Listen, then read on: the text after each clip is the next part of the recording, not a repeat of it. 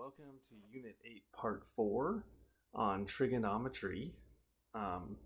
So trigonometry answers the question, what happens if you only have one side of a right triangle and you need to find missing side?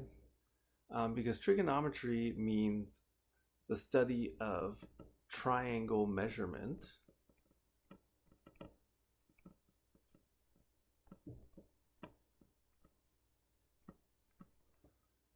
All right, so if you look at a right triangle and you mark one of the acute angles with the Greek letter theta, so theta is a marker. Looking from this angle theta, you have three parts. You have the hypotenuse, which is always opposite the right angle.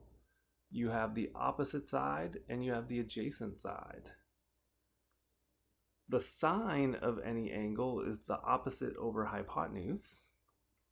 The cosine of any angle is the adjacent over the hypotenuse, and the tangent of any angle is opposite over adjacent. And that's where we come up with the acronym SOHCAHTOA: sine opposite over hypotenuse, cosine adjacent over hypotenuse, tangent opposite over adjacent. So if I'm going to express the sine of L as a fraction, here is L, so we'll put a theta there, and then the sine is opposite over hypotenuse, so 12 over 37.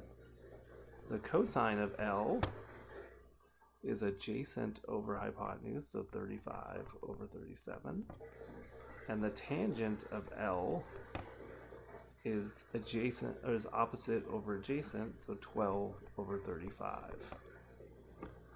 So we can do the same thing here, sine of A. So looking at A, here's the theta. So that's opposite is 12, hypotenuse is 20, which reduces to 3/5. The cosine of A is 16 over 20, which reduces to 4/5. And the tangent of A is opposite over adjacent, which is 12/16, which reduces to 3/4. Now if you do sine B, so now the theta moves to the B angle. So the opposite is 16 and the hypotenuse is 20, so 4/5. The cosine of B is 12/20 or 3/5. And the tangent of B is 16 over 12, opposite over adjacent, which is 4/3. All right, so next, draw and label a special right triangle to express the sine, cosine, tangent of 60. So notice if we draw and we have 60 and 30, and remember it's A rad 3, and 2A. So if we go sine of 60, remember that's opposite, so A rad 3 over hypotenuse, which is 2A. The A's will cancel, and you get rad 3 over 2. The cosine of 60, adjacent over hypotenuse, so A over 2A. The A's cancel, so you're left with 1/2. And then the tangent of 60 is opposite over adjacent. The A's cancel, and you're just left with rad 3.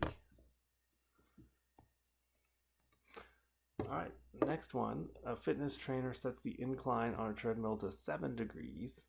The walking surface is 5 feet long, and approximately how many inches did the trainer raise the end of the treadmill from the floor?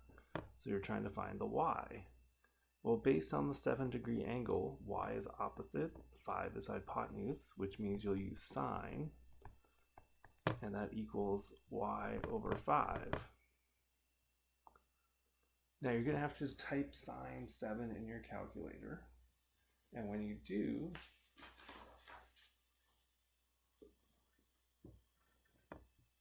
you'll get a number. But first, multiply by 5 to get y by itself.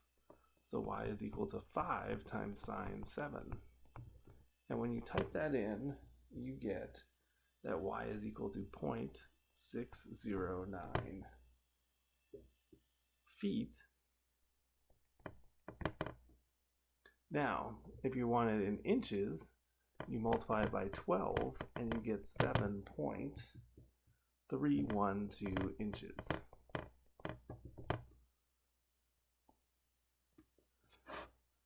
All right, the bottom of a handicap ramp is 15 feet long from the entrance to the building. If the angle of the ramp is 4.8 degrees, how high does the ramp rise off the ground in inches? So we're going to try to find x here. From 4.8, that's opposite over adjacent, so that's tangent equals x over 15. So multiply by 15 to get x by itself. So 15 times tangent 4.8 is approximately 1.260 feet. If we multiply by 12, that will give us 15.115 inches.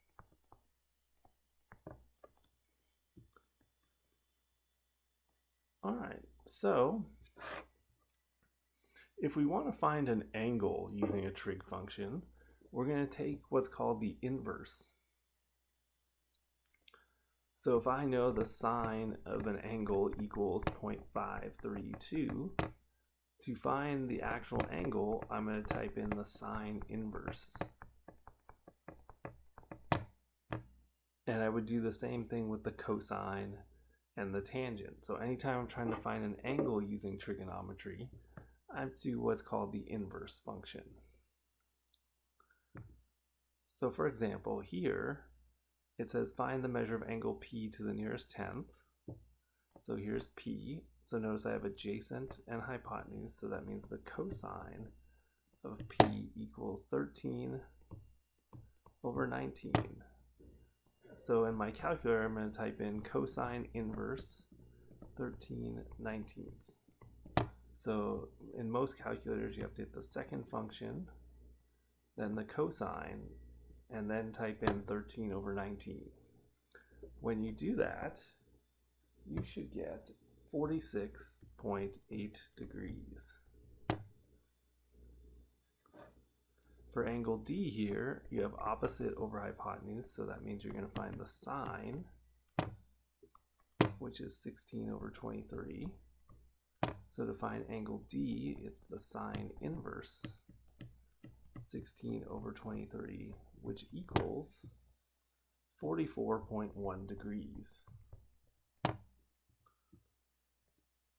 All right, so now to solve a right triangle, it means you find all the missing angles and sides and write it in a table format, which means you have angle A, angle B, angle C, and then across from A you have side A, which will small letter, side B, side C. So you're given a couple things. You're given side A is 4, side B is 7. You know angle C is 90 degrees. So to find side C, you could do the Pythagorean theorem. So 4 squared plus 7 squared equals C squared. 16 plus 49 equals C squared. So it's equal to the square root of 65 for side C. For angle A, you could set up a trig ratio. You could say opposite over adjacent, so tangent of A is equal to 4/7. So A is equal to the tangent inverse of 4/7, which is 29.7 degrees. And for angle B, you could, let's set up another trig ratio just because. So we'll go opposite over adjacent. So we'll say tangent of b equals 7/4. So b equals tangent inverse 7/4, which when you type it in your calculator, you should get 60.3 degrees. All right, let's do the same thing for number 50. So this would be side A, side B, side C. So angle A we don't know, B, C is 90 degrees. Side A is 11, side B is 8, side C. So we could do the Pythagorean theorem. 8 squared plus 11 squared equals C squared. 64 plus 121. So that gives me 185 equals C squared. So C is equal to the square root of 185, and that does not simplify. And then to find angle A, you could say tangent of A is equal to 11/8. A is equal to tangent inverse 11/8, which when you type it in your calculator, you get 54 degrees because it says to round to the nearest degree. Then for angle B, you could use the fact that these two have to add to 90. So B is 90 minus 54, which is 36 degrees.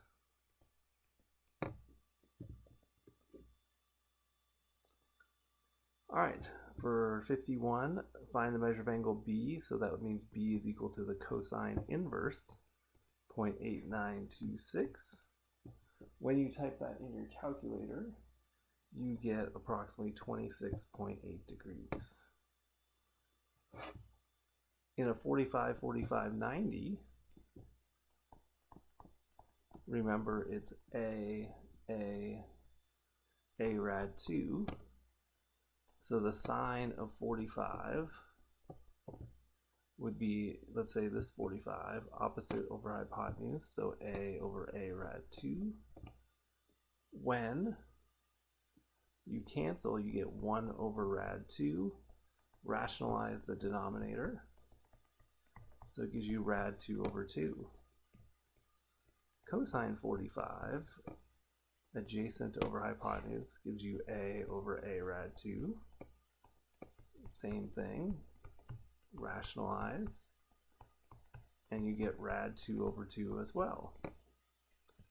Tangent 45, opposite over adjacent gives you A over A, which is 1. All right, so here trying to find the angle, notice we have adjacent over hypotenuse, so cosine of x equals 9 over 13. X equals cosine inverse 9 over 13.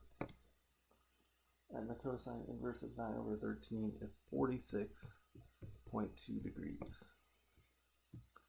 For the last one, to find x, well, 59, you have opposite and adjacent, so tangent 59 equals x over 18.5. Multiply by 18.5 to get rid of the fraction. So 18.5 times tangent 59 will give you 30.8. All right, so that concludes our video on trigonometric functions. All right, part 5 coming up next.